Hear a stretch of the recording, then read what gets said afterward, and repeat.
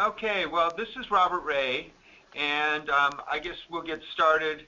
So to go through a quick overview of the webinar, I'd like to go through introductions both with our staff and other folks that are here in the room, as well as folks that are out there watching the webinar, so that I have a sense of what your particular interests in the 319 program might be. And then I'll give a little bit of background on the 319 program. We'll talk about eligibility, both from the types of projects, as well as the eligibility of who can apply for the 319 program. We'll talk about what makes a good project and a good contractor. And then I'll hand it over to Eric Trum, and he'll go through the application forms and talk about some of the different pieces of information that we're looking for in those forms. He'll also go over the project scoring criteria, so you have a sense of what we're looking for in terms of the agency review panel and reviewing the projects and the process for determining funding. And then we'll, at the end, wrap up with additional resources that might help you with the 319 application process. So with that, introductions regarding my staff. I am the section supervisor for the watershed protection section and responsible for the 319 program management. In addition to that, we have here in the room Katie Eyring, and she's one of the watershed protection water quality specialists and is assigned the geographic area of southwestern Montana. Mark Oakey is not in the room. He's in the Musselshell today, and he's responsible for central and eastern Montana. Eric Trum is in the room, and he is responsible for northwest Montana. And we also have Robin Boyle with us this morning, and she is our grant contract coordinator. So these are folks that you can contact. Feel free to do so at any time if you have questions regarding the 319 program. I would recommend that you contact Katie, Mark, or Eric, depending on where you're located, first off, and in developing your application. They're probably the best person to talk with you about developing your project. And now I guess I will open it up for other folks that are in the room that I'd like to hear why you're here and who you are. Dave Martin from DNRC, and I work for the Conservation District Bureau, and I'm working with one of our districts on putting together a 319 application. Jim Wilbur with the Lewis and Clark County Water Quality Protection District, and we're looking at putting in a application this year, and thought I'd see what the program involves too. Okay. What about folks that are on the phone? Would you introduce yourself, and if you have any specific questions or interests in the project? 319 program. Go ahead. I'm Joanne Wallenburn. I'm in Seeley Lake, Montana. I'm with the Clearwater Resource Council. We're a local watershed group, and we are looking to start working on a watershed restoration plan, and hope you guys are going to be able to help us. Welcome. Thank you. Stephanie McGinnis. I'm the Education Outreach Coordinator with Montana Water Course down in Bozeman. And we don't have any specific plans for these 319 funds, but just wanted to find out a little bit more about it. Okay. Thank you, Stephanie. And because I know that you're going to be getting off the phone here shortly, I did want to mention that the information that we're going to be going over today will be available on the 319 wiki site. And that address is http://montana-nps319grants.pbworks.com. And so again, all of this information, including the call for grant applications or the call for project proposals, the instructions on how to fill out the applications, as well as this webinar, will all be on our wiki site. Great. And again, additional information that we have on the PowerPoint will also be accessible through the wiki site as well, such as our list of impaired waters through the Clean Water Act Information Center, and some other reference materials.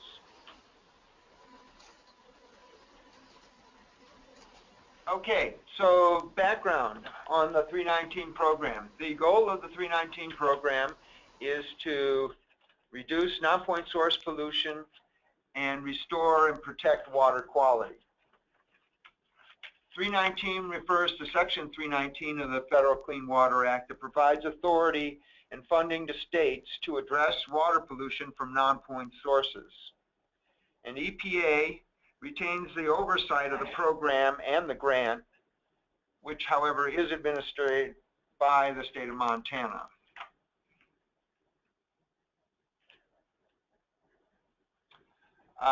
Non-point source pollution is any form of pollution or water body impairment that's not regulated under a point source discharge permit. Non-point source pollution examples include such things as pasture runoff, some bank erosion. I would say, for example, some bank erosion is natural. Some is caused by land management practices. Loss of riparian habitat, fertilizer runoff, abandoned mine lands, forest road, all are various examples of non-point source pollution. Point sources examples include such things as wastewater treatment plants, concentrated animal feeding operations, industrial dischargers, and so on. Eric just reminded me that if you would like to ask questions, I think that there's so few people on the phone call that you can just simply interrupt at any time, or you can use the chat feature on your computer. Either way, we'd be happy to answer your questions as we go through this presentation.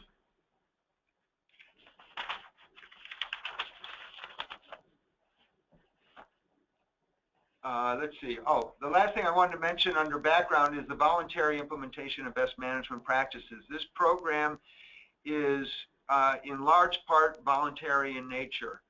DEQ does not have specific regulatory authority over non-point source pollution. And this program is designed to provide an incentive for individuals as well as organizations to address non-point source pollution through voluntary best management practices. Moving on to project eligibility. First thing is that the project has to address non-point source pollution. Projects need to address water quality impairments associated with the state's list of impaired waters. You can either be addressing pollutants, which are such things as heavy metals, sediment, nitrogen and phosphorus, pathogens, so on and so forth. But the projects need to be addressing a known impairment that has been identified on the state's list of impaired waters. Additionally, the projects need to be implementing a DEQ accepted watershed restoration plan. And this is requirements that have come down from EPA as of the 2013 guidance or guidelines that EPA published. Prior to that time, there were EPA was highly recommending and stressing that states only provide 319 funding to groups that had watershed restoration plans and that were implementing these plans. But in 2013, EPA came up with new guidelines and basically said, okay, we've been trying to encourage states to do this. enough is enough. Now we're telling states you have to, all of your money that you're going to be putting on the ground has to only go in those areas that have watershed restoration plans. Robert, today will you be covering, so is this round, doesn't deal with the development of the WRP. Are you going to focus strictly on what happens if a project has a WRP and then the project application? Is that what you're focusing on today, or? Yes, although I'm sure there will be questions about what does a group do if it does not have a WRP, and I'd be happy to touch on that. We will touch on that. Timing of the DEQ acceptance of the Mm-hmm. WRP, does it have to be by the application or by the award date? Okay, that also is addressed in the call for applications, but to address your question specifically, if the group does not have a DEQ accepted watershed restoration plan by the final application date, which is the end of September, you need to submit, that group needs to submit a draft of their watershed restoration plan as part of their application so the DEQ can review their document. And if it feels appropriate, can recommend to the review committee, which is meeting in October, that their watershed restoration plan appears to be in such form that it will be acceptable to DEQ prior to the end of the calendar year. Before the award. Correct. So it has to be part of the application It process. needs to be part of the application process. 9/28, but then It can be draft. But then does it have to be finalized by the end of the year? Correct. It does need to be accepted by DEQ by the end of December 2014. Oh, December. All right. Because you said. It's either the end of December or the middle of January when we submit the projects to EPA. I can't remember what the wording was in this year's call. By then you need. But basically, it's either the end of December or the middle of January. That's fine. I thought you. That's a cutoff. No, not June. Before the award. Because by that time, we need to have an accepted plan because EPA will not allow funding for those projects if they don't have a plan. Very good. Okay. Finally, project eligibility needs to be on-the-ground projects. It needs to be addressing a known impairment, and we can also fund closely related activities to that impairment, such as engineering, project planning, project effectiveness monitoring, and education and outreach activities associated with that specific project.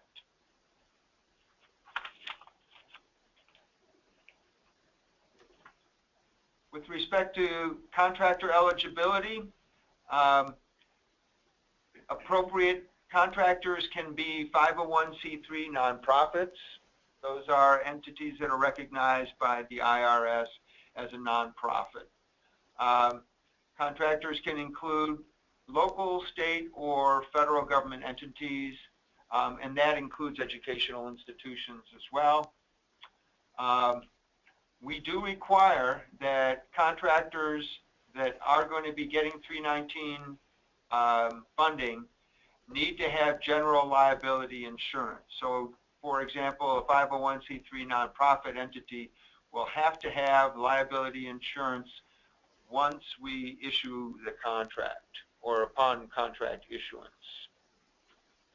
And if there's questions regarding that general liability insurance, that's something that you could be directed to Robin. Is that right, Robin? Okay. And then finally, we have a stipulation that not more than 2 319 contracts should be open at any particular time. But although smaller, like mini grants, don't count against awards of the 319 larger grants.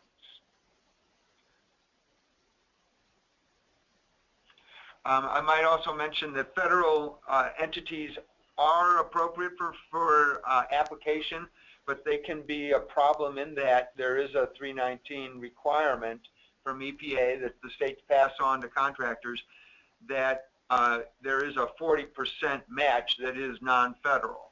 And so if a federal entity is applying for 319 funding, it makes it a little bit difficult for them to find non-federal funding to make that match. So generally speaking, federal entities usually partner with the watershed group or conservation district or other entity that can help them through that match support.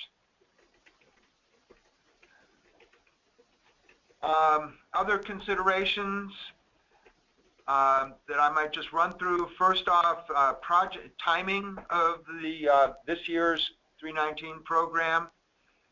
Project proposals are due at the end of July, so about a month from now, July 27th, you have to have draft project proposals in. Well, I should say project proposals. It is a two-step process, and you need to complete a project proposal. You can't simply submit a final application. You need to go through both steps. Final applications are due September 28th, and between the project proposal stage and the final application, there will be a review by DEQ and interested members of the Montana Watershed Coordination Council, and DEQ will be providing comment back on the project proposals to help strengthen those proposals or to help strengthen the final applications. The agency review panel will be meeting on October 22nd to review the final applications and make recommendations to DEQ on the funding of the projects. And funding will be available no later than July 1st of 2016. You said no later. Correct. No sooner probably either. Well, don't look at me like that. It's a question. Okay. That's correct. We try to get the grants out as soon as possible, but usually it's the end of June, beginning of July. And finally, we want those projects to be completed within 3 years. So the application should be no more than 3 years in terms of the work that you expect to accomplish within that time frame. There is a non-federal match requirement, as I mentioned earlier. It's a 40% minimum requirement, and the call for grant applications does clearly identify how you calculate that match. The other thing that I might mention is that we've had some discussions about what constitutes non-federal match, and NRCS funding and Bonneville Power Administration funding are federal funds. They cannot be used as match. Let's see. The contracts that we write with our project applicants, our contractors, are reimbursable contracts, so the work has to be done before the reimbursements take place. Planning is a significant component of the 319 program, and some of the things that need to happen through the planning process includes such things as any subcontracting requires DEQ approval. DEQ will approve design plans and wants to see those before the work actually happens. Other planning requirements include such things as quality assurance project plans, potentially, or sampling and analysis plans, and planning for getting water quality data that may be collected as part of a monitoring effort for the projects needs to be put into the state's water quality database, It is a condition that EPA passes down to the states, and we also then upload that information that we get from our projects into the national EPA STORET database. Landowner agreements are also a requirement. If there's a project that's going in on private lands or even state lands, federal lands, there is a requirement, expectation that the project will be maintained and operated as designed, and we want assurances that the landowners will maintain those best management practices over the lifespan of the project, which we usually expect to be anywhere 5 to 10 years, 15 years, depending on the types of activities that are going in. Also, any permitting that may be required, such as stream bank disturbance permits, turbidity, short-term turbidity permits, floodplain permits, so on and so forth. All of those activities need to be considered as you develop your project proposal. And again, the timing for doing the project. So again, it's pretty big set of planning efforts that need to go into the projects.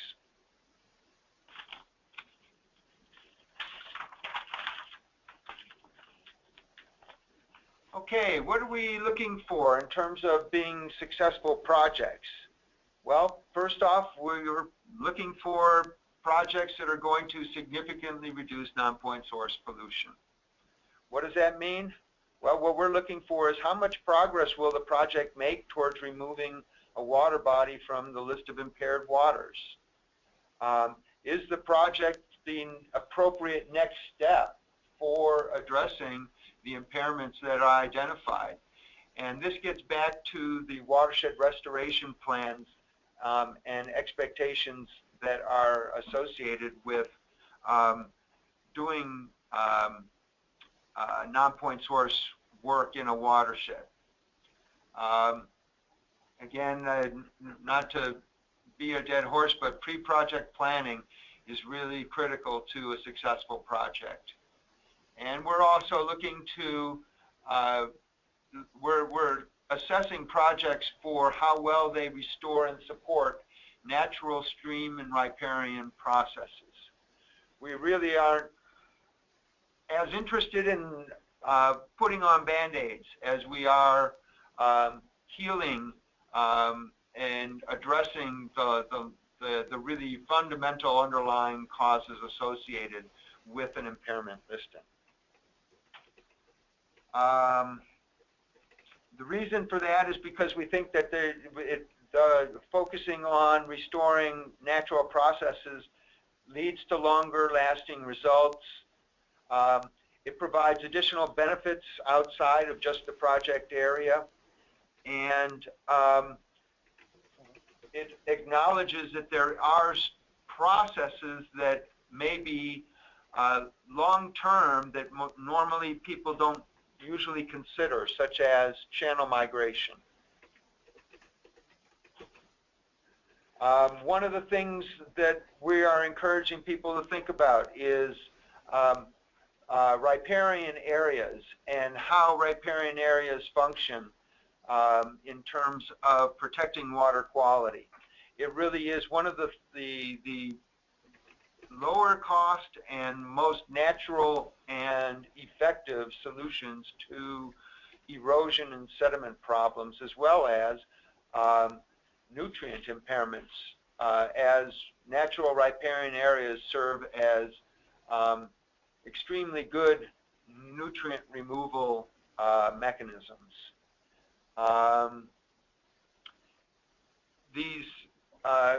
Focusing on natural processes also has a tendency to address the root causes and not just, again, putting a Band-Aid on a problem.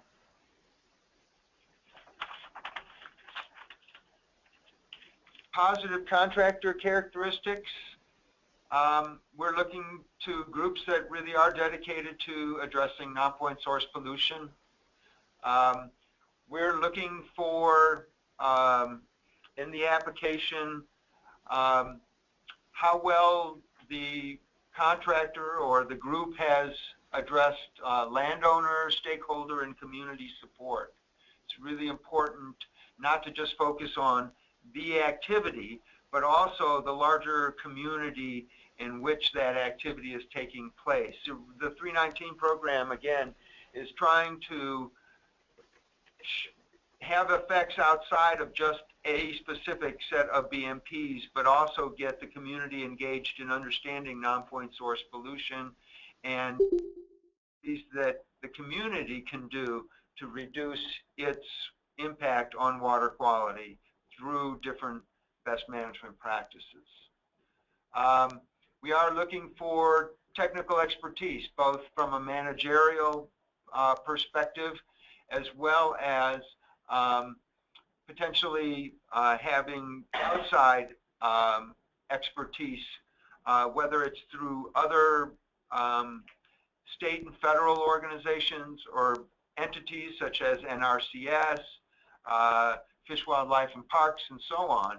So again, that gets back to have you put together the right team to address the issues that you're interested in addressing? Robert? So really, the things you're going through are basically, is a lot of this the EPA's 9, their 9, where they have the 9? No, this is more, although there's some linkage, right. It isn't specifically. So you're not directly correlating this to, you're not directly correlating this to the EPA's 9. That's correct. Okay, but elements, yeah. Correct. These are basically the elements we've identified as having, that lead to its successful projects. But so there's some overlap there. Right. So, but if we do this, we should get to the 9. Correct. This should lead us to the 9. Yes. Okay. And finally, excellent in administrative and communicated skills, demonstrated experience in managing projects and contracts. So again, in the application itself, we are looking for information on other contracts that the groups have previously managed that indicate their experience in handling larger projects. Okay, moving on to ineligible activities. And this is the critical element. As of the 2013 EPA guidance, we are no longer able to fund watershed restoration plan development using project funding. So, for example, CRC, we can't use 319 funding that we get through project funding to be able to support your activities as historically we have been able to do. So we're looking for other solutions, and we in part can provide some in-house support in terms of our own staff to help with the planning process. There are also other grant resources, whether they be non-governmental organizations as well as state organizations such as DNRC that have some planning funding that may be appropriate for developing those watershed restoration plans. An example of what we're doing to try and address this conundrum that internally we have through DEQ is that through the TMDL planning process, we are able to use some state general funds and internal funds to be able to assist local groups in the Madison and the Musselshell in terms of developing watershed restoration plans at the same time that we're working on the TMDL process. Long term, we still are looking for additional solutions to assist groups that may not have the TMDLs completed and or are interested in developing a watershed restoration plan, have TMDLs in place, but don't have the watershed restoration plan. This is Joanne with CRC, and I heard you, so I'm listening. Okay. Again, if you're interested in more information, I would say that the best person to probably get a hold of is either Katie or Eric. Talk about where you might want to go with the document that you currently have. Infrastructure protection. So one of the things that we are no longer going to consider is such things as protecting a irrigation pump site. We have funded irrigation efficiency improvements and will continue to consider irrigation efficiency improvements where the activity is tied to long-term in-stream flow protection or water quality improvement and public benefit. Two examples that are recent with respect to irrigation efficiency improvements include Deep Creek, which is near Townsend, and the Lost Horse Creek siphon, which is tributary to the Bitterroot. In both cases, there were contract requirements that and landowner agreements and irrigator agreements that came out of project that ensured that in-stream flows would be maintained in both Deep Creek and in Lost Horse Creek below those particular features that we were helping to fund. And they will have significant long-term benefits to address both temperature, flow, and fish passage issues. Did you use to cover infrastructure protection? Yes, in some cases we did do some significant riprap where the alleged interest was sediment reduction, but really the focus was protecting a pump site. And over time, we've decided that that's not appropriate. Statewide education and outreach projects we have funded in the past, but we are no longer able to fund through the project's funding. Certain types of monitoring, water quality monitoring, are no longer able to be supported through the 319 project's funding. That includes baseline water quality monitoring, pollution source assessment monitoring, watershed characterization, and USGS gauge sites. Are you able to fund any other flow monitoring? It depends on the project. It depends on the specific project. If it's a flow-related project, yes, then looking at the efficiency of that project may require some flow monitoring. Funding free. And activities that are required under a point source discharge permit are ineligible for 319 funding.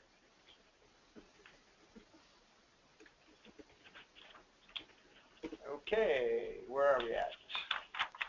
Now it's Eric's turn. I get to stop talking. I'm Eric Trum. I work generally in the northwest part of the state. And I guess now we're going to take the opportunity to go over some of the actual proposal forms, as well as the 319 project scoring sheet that we use to, that the interagency review panel uses to score projects and basically how we evaluate projects. So all that information can be found here on our wiki site. The project proposal form is in fillable PDF, as well as the final proposal form. And if you have questions, the form instructions should be pretty straightforward as far as you know, what we're looking for. And I'm basically just going to do a quick review of all these right now. And if you have more detailed questions, feel free to contact any one of us and look over these form instructions. So to get to the preliminary project proposal form, head to our wiki site. and click there. Uh-oh. Is it, did you put? Double click. Yeah. Did you bring him up? Burke, is this where you did the screen capture backup? Right. We only say that, Eric, because we were in one last week at the same thing happened.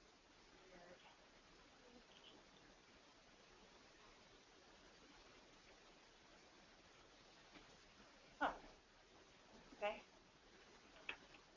More technical difficulties on this end. So the preliminary project proposal is essentially a rough draft. It should be thorough enough to provide a good description of the project.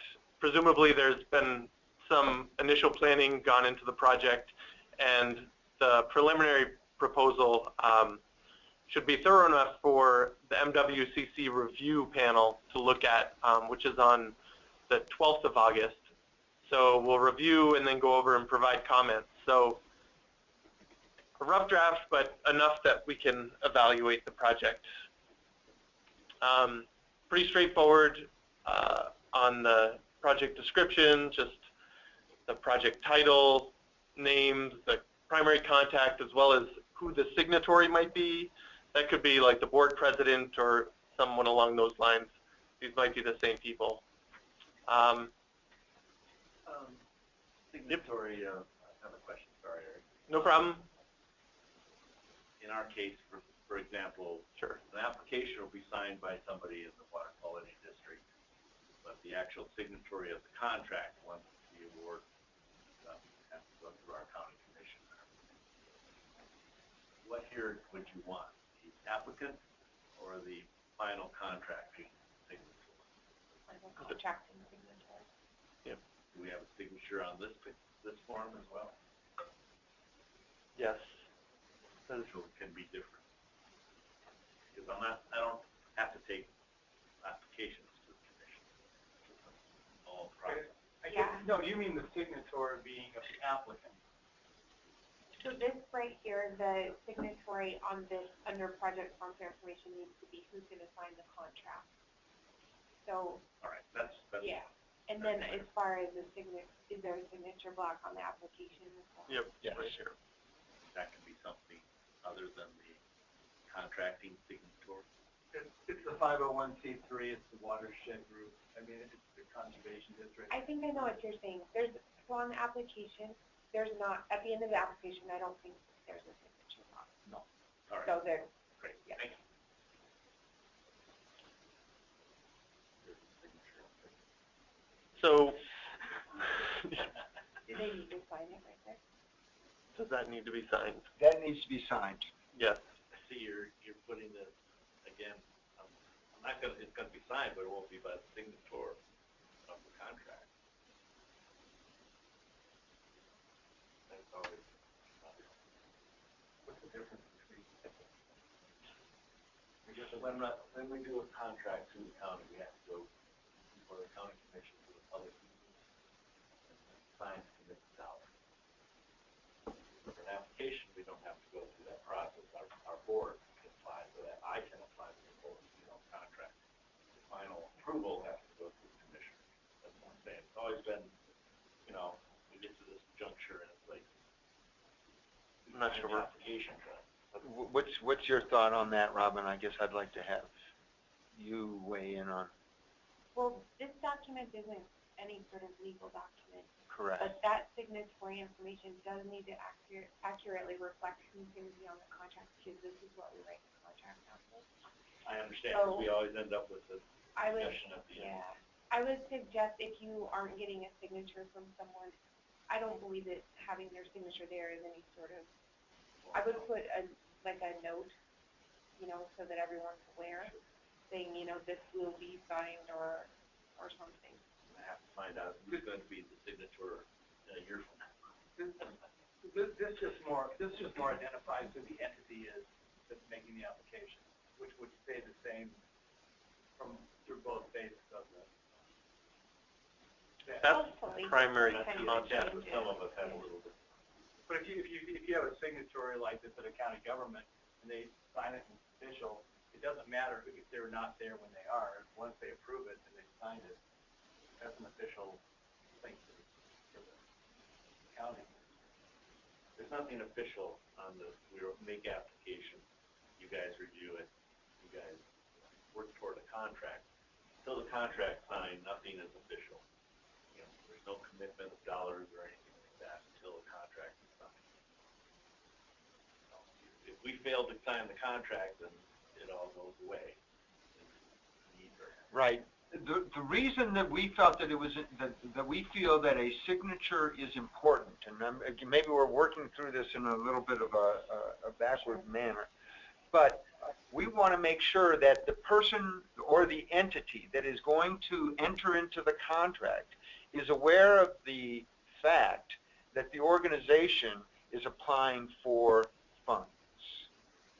And that goes all the way up, which is why we say we want the signatory of the contract to be aware of the fact that this application is being put forward to DEQ, and that they're okay with it.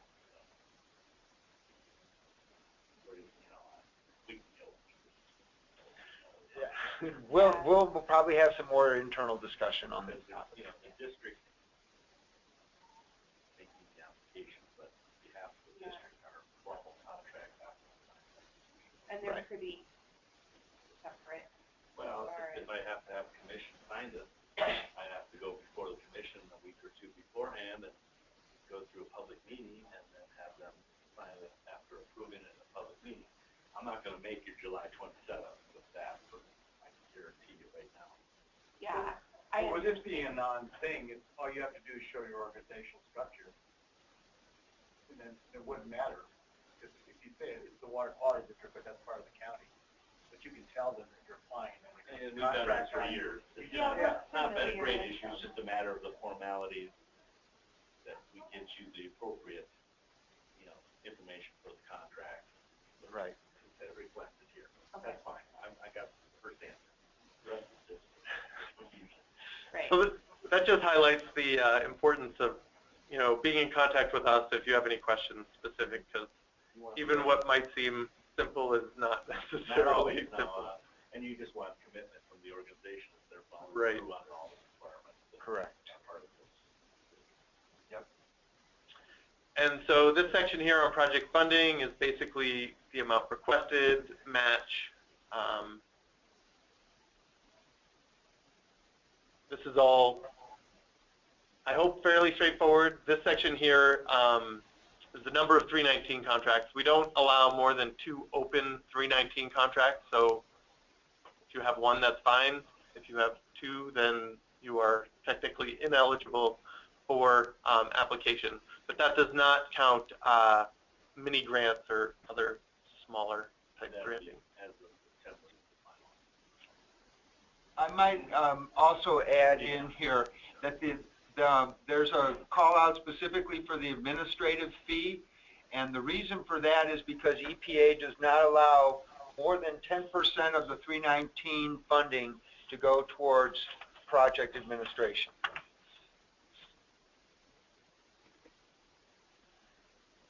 So the location, this is asking for the watershed restoration plan that that is being implemented here, and the status. That's where you can include whether it's accepted or under development. Either way, we will need a draft with the final. Then the specific water body or water bodies that you are addressing, and then the probable causes. That's the pollutant essentially, either the sediment, nutrients, or a non-pollutant such as habitat impairments, not, you know, mining or you know, something else, grazing, whatever might be. That's a sometimes confusing point. And here are the general activities that you are going to be using. So here we get into the meat of it. This is the goals and objectives. this is an area for a concise description of project goals. Basically, what does this project hope to achieve, and how will it lead to improved water quality? Feel free to use bullets or something along those lines, but a good concise description here is what we're looking for. Then the next section is the methods, basically how you will achieve the goals and objectives described in the previous section. And then the summary is your chance to elaborate a bit, to provide some reasoning for choosing the project, and just basically expand on those earlier sections. So all projects need to have some level of project effectiveness monitoring. This is essentially to provide a load reduction estimate. So basically a description of how you will be able to calculate or model some type of load reduction. That's specifically to nutrients and sediment. If you're addressing other pollutants or pollution, there might be another alternative for monitoring to determine how effective were you at achieving your goals associated with the project. So just use the appropriate monitoring related to your. Right, exactly. It doesn't have to be Load reduction. It doesn't necessarily have to be. Yeah, for instance, a habitat impairment, you're not going to get a load reduction. And then all contracts also need to have some element of education and outreach. Basically, you should describe what the education outreach component is and how it targets non-point source pollution. Basically, how it will add value to the project. There's just a box to list various partners and their potential roles in the project. We recommend collaborating with as many entities as possible that can add value to the projects. It's a way to expand the value of these projects. So here is the area to develop the scope of work. This is preliminary. The different tasks can include planning, implementation, effectiveness monitoring, which might also include development of a sampling and analysis plan that Robert described earlier. Not all monitoring requires a sampling and analysis plan, but there should be some description of your basically how you're going to monitor, how the effectiveness of the project will be monitored. For example, veg survival, if that's it, if it's a habitat type impairment. Can you scoot back up? Yep. Just section 2. So really, when you want this to tier up, so it's really you take the things from section 2 and then break them down to that you're fleshing them out a little bit more in section 3. Exactly. And I know you can't give an exact, but what's a rough page estimate of a proposal? Is it is like 12, 2 pages, 2 minutes? What are these usually run?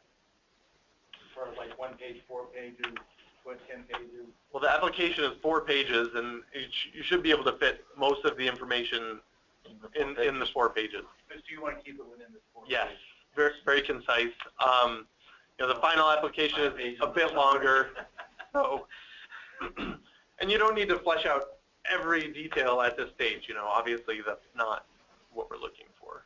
So you need essentially an estimate of your budget. But you need to think about your budget, and that's part of the having the different tasks laid out, because there is a requirement to have an implementation task, an effectiveness monitoring task, the education and outreach task, and then an contract administration task. So a lot of people don't consider all of the contract administration pieces when they put in. They're just thinking about the implementation. Say the implementation is going to cost $100,000. You also have to factor in that you're going to need to develop a effectiveness monitoring plan, potentially get landowner agreements signed, then have an education outreach component as well as the administrative registration Do you fee. still have a limit on outreach and education? No? No, It used to be 10%. correct. But that's not there. That is no longer a constraint. No upper or lower limit. Correct. Right. Oh, the door's open.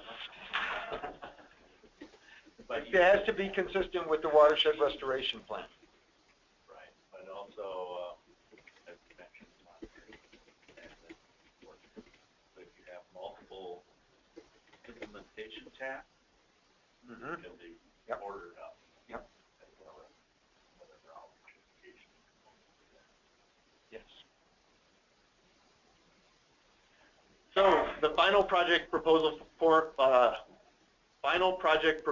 form should be accessible through the wiki site as well.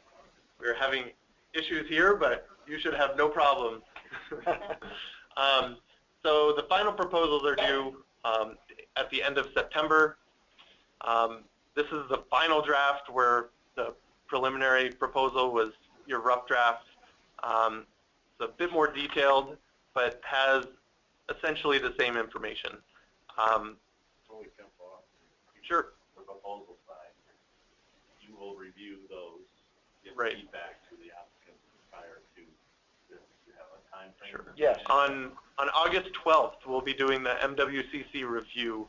That will be our section as well as members of MWCC board and some members of the agency review panel will sit in on that. So right. And so we will provide feedback on the pre-proposal. And that feedback should be back to the contractors by the end of August. So we'll get your staff's review, Yes.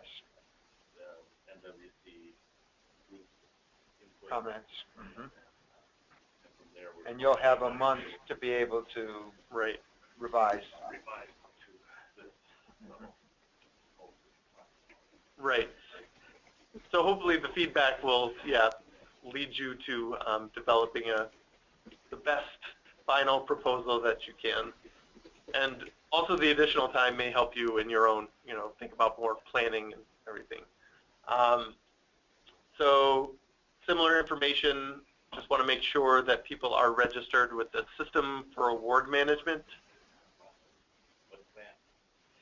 What is that? You are, it's the old Thank you. CCR.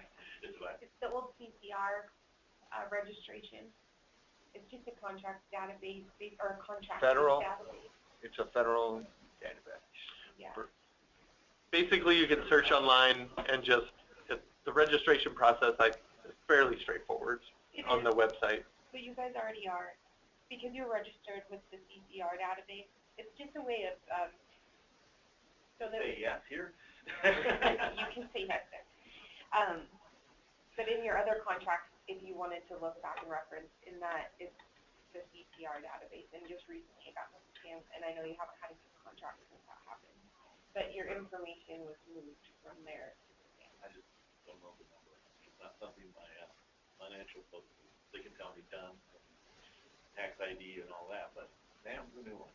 You don't need a number for it. It's just, Yeah, I was back on Crazy Clearwater Revival, so I had a retro moment. I'm back with you now. Well, we're all So all the the DUNS is there, the tax ID is there as well. So, and registering with the Secretary of State, I guess that's the same thing. You just go on their website. If you're a 501c3, I would imagine you've already Yes. had to do that. Right. Yep. Achieve that status. Yep. Of course, counties and CDs and all that are already. yeah, it shouldn't be an issue. Project location is the same information you provided in the pre-proposal. Same with the non-point source information.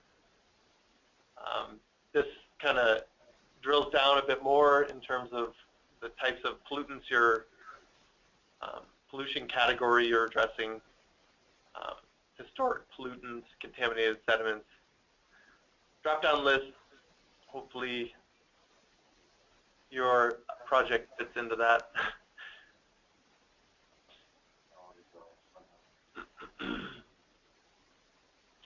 This is actually for our own, this is for the grant reporting and tracking system that we have. Right. Does it have to add up to 100? It should add up to 100. Yeah.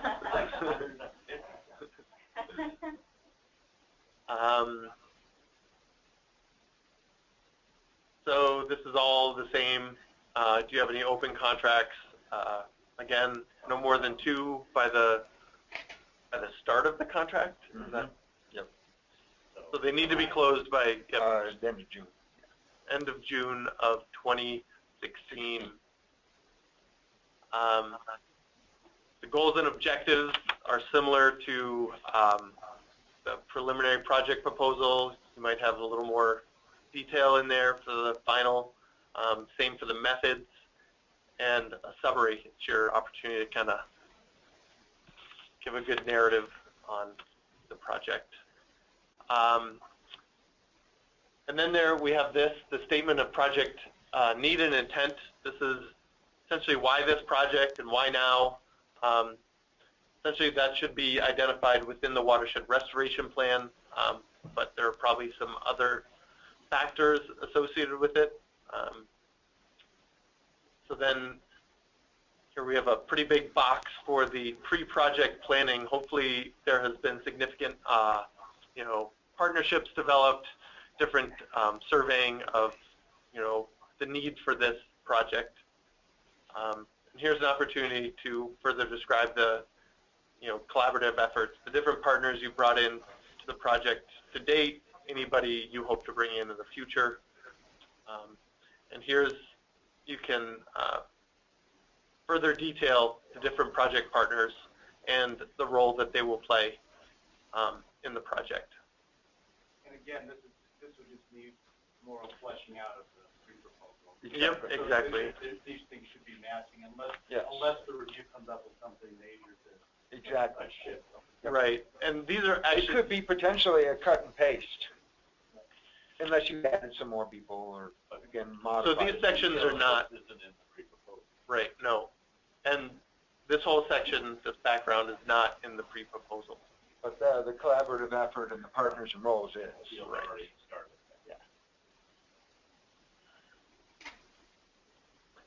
Technical administrative qualifications. This is basically the resume of the group and the specific liaison or project manager that you have. This is an idea, just to give us an idea of the capability and capacity of the group. Projects that, same here, this is past projects that have been completed, just to give us a little better idea of the experience. As far back as you think is relevant. Well, we have You used to have a whole page. 5 projects. Five projects. Is that too many? I don't know. And I have to go back. Not enough? Yeah. Jim, just don't put the dogs down. Well, I mean, not that you'd have one, but if you had a dog, don't put the dog down.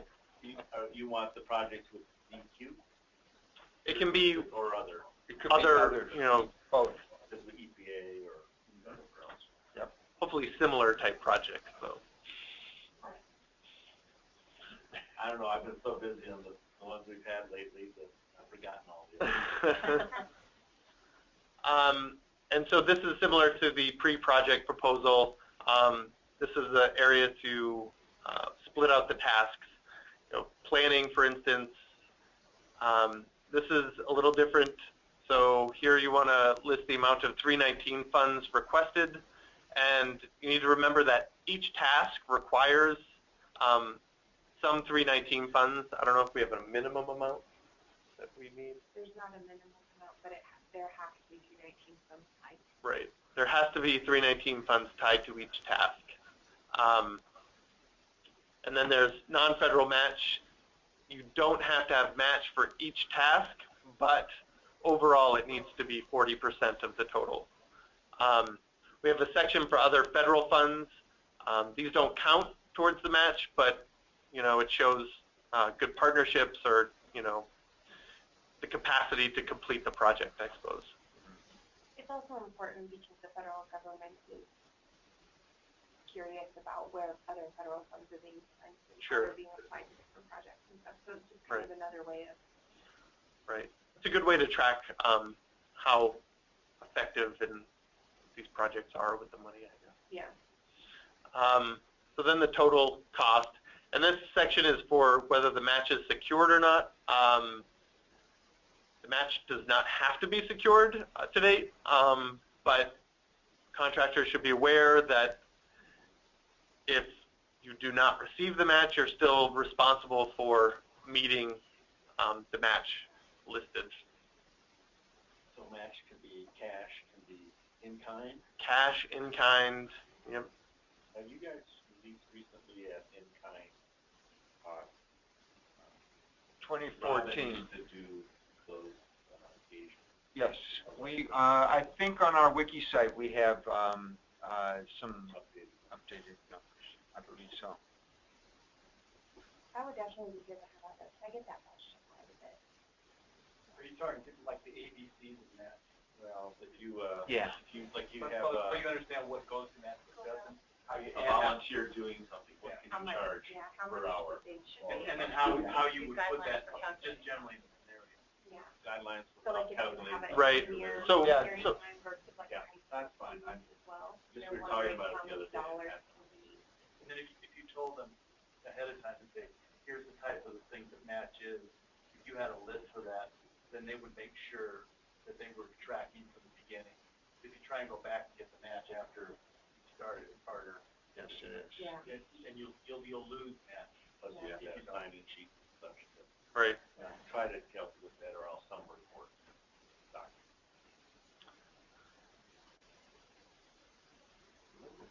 So, task, this is just a reminder that the required task would be implementation, the effectiveness monitoring, which may or may not need a sampling and analysis plan, but will need some type of description of the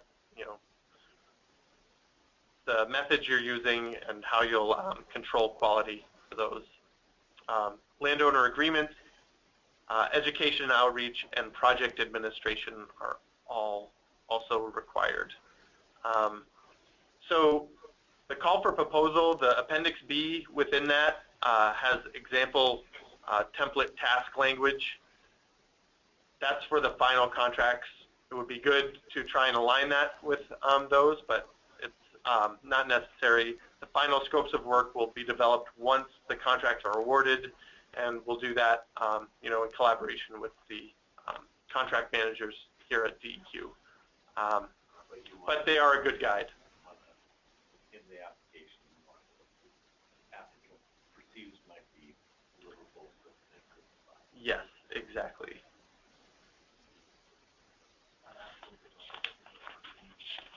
That's what I said. I know what DQ will want. Maybe different than what I wanted to get. Virtual. So there are 10, I believe there are 10 tasks listed. Don't feel the need to fill them all up.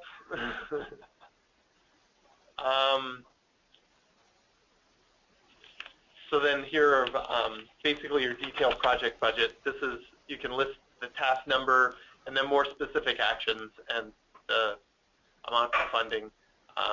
I guess you can get as detailed as you can in this. It'll give us a better idea of how the money is planned on being spent. It's room for 319 funds, the cash match, the in-kind, and then federal, even though that does not count toward the total match. Lots of room there, so feel free. And here we have a space for basically the milestones. You'll want to list the tasks or different deliverables within here when you expect to have them completed. So for instance, planning would be early on, and then you'll get into design phase and then implementation, and then further out will be monitoring. And you will have, landowner agreement in here. Education outreach might be throughout the life of the project. We have room, so for 3 years here, which is what we are trying to limit the projects to. So then here's a checklist of. When you go go ahead. back, Yep. and I think you said you had 10 before. 10 tasks. 10 tasks. So really, the milestone should just tie to the 10. To the 10. Well, you don't have to have 10 tasks. Well, there are. to whatever number. So you don't have to get it. Can it be the task you have above? The milestone can be just without subtasking. You just want. You don't have to subtask in the milestone. You don't have to subtask, but there may be a reason to. For instance, implementation might go in stages, exactly. Landowner agreement might have to be done by a certain time. Right. Other grant funding might have to be more secured by a certain the time. major task and or Contract. subtask. Mhm. Let's keep it to as major a level as you. Yeah. Without getting too much. Mm-hmm.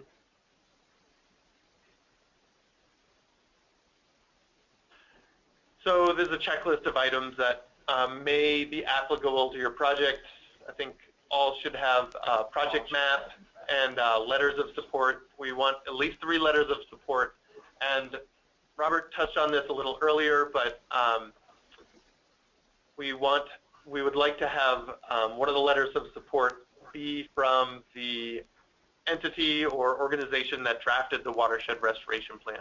If that is not the same as the entity that is applying for the contract. If you're not able to get a letter of support from the group, at least some, you can use this space to describe kind of the process you used and why they might not have provided a letter of support.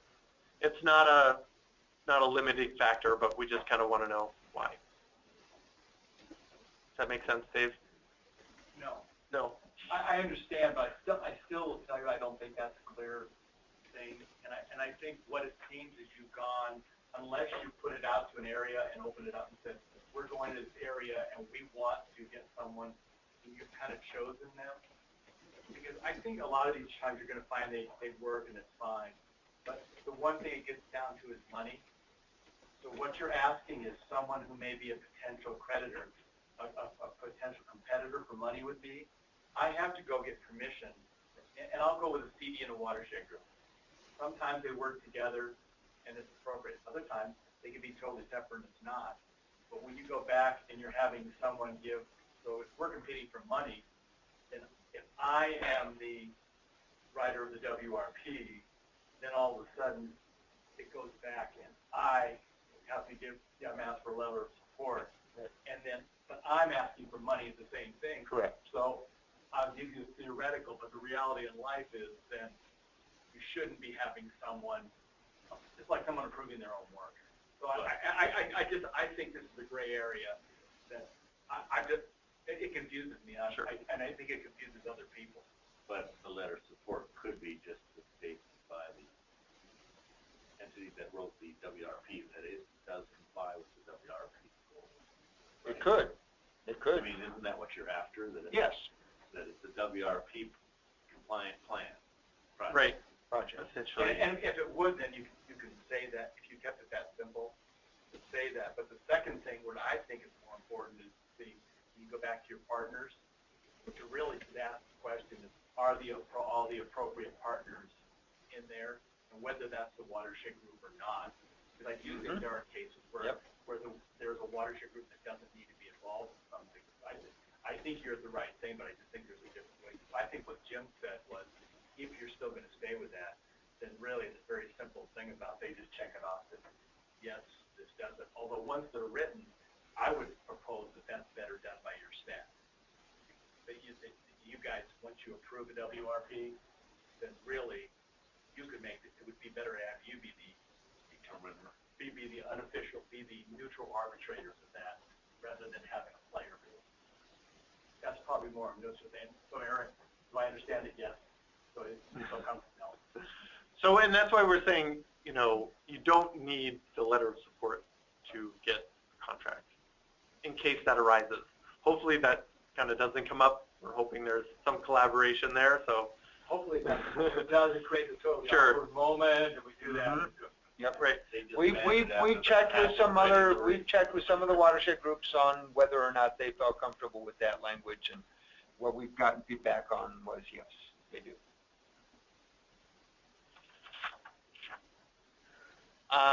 So applicable permits, you won't necessarily have those permits in place by the time you may or have may the not. proposal, but if you do, that would be great to see them. And then the draft of the WRP,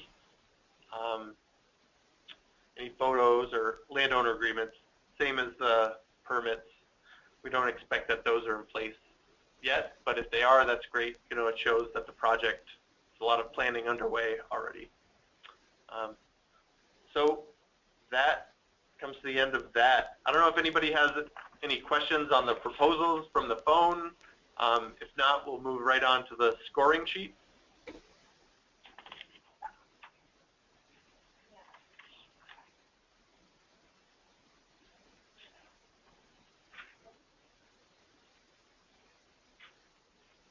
So this is the project scoring sheet that the interagency review panel will use to score projects.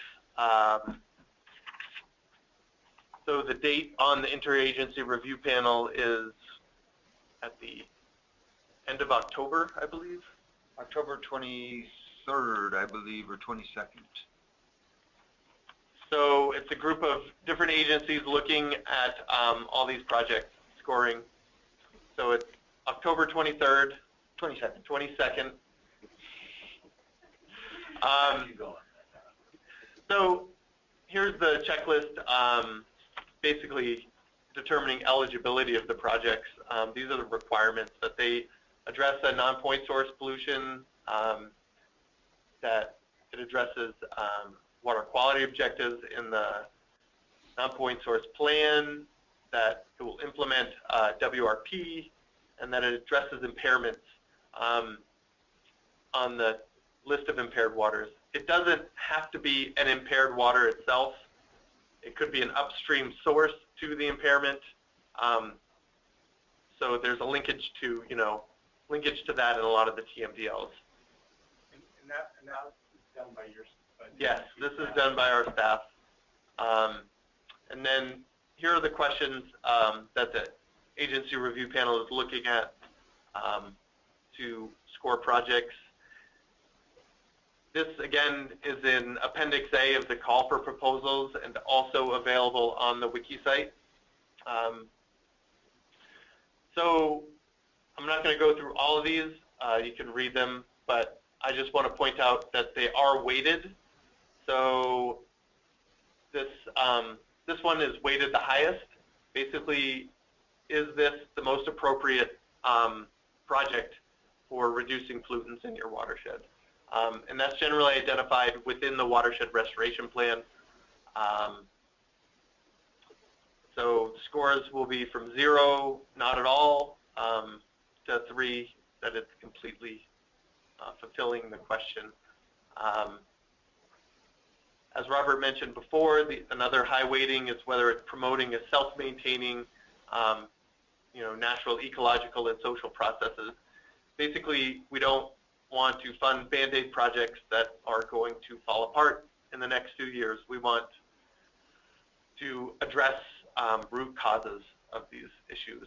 And then outreach and education has 2 separate questions. So the weighting overall for education outreach is also high. And then, so these have been changed a little bit. The highest rating here is whether there's sufficient resources to complete the project. This is new for this year that we've added mining. I think in the past we've considered mining, but we understand that the big 3 on sources of pollutants are, historic mining, grazing and forest practices generally. So then we'll achieve a total score for this section as well as the agency review score.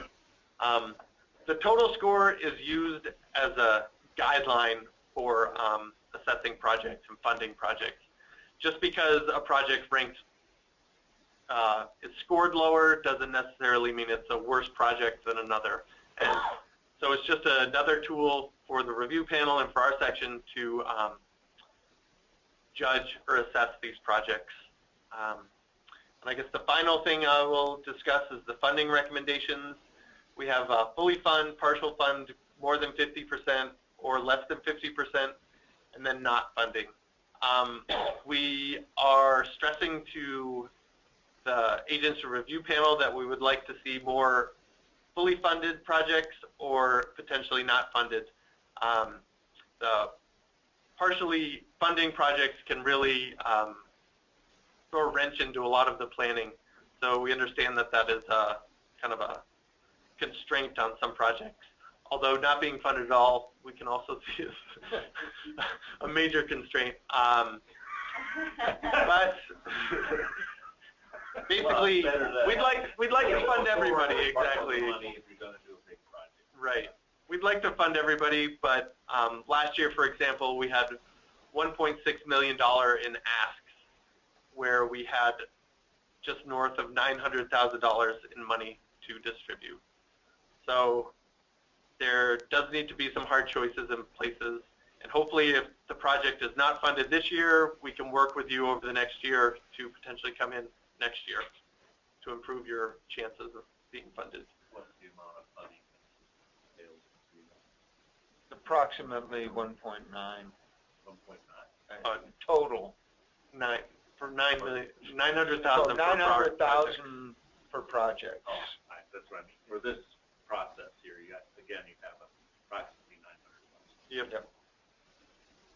And what should also happen then when you talk about whether you would do some screening in the pre-proposal phase to be able to say maybe that, like if you saw that someone wasn't ready during the pre-proposal, then you'd probably, I mean, I'm not sure so you could discourage, but you could highly encourage them that they wait till a later date. Yes. Yep. Yes. That's one of the main reasons for having the pre-project, to help improve projects, but also, let people know that. Are you really ready or not? Yes, exactly. So that's the scoring sheet. As I said,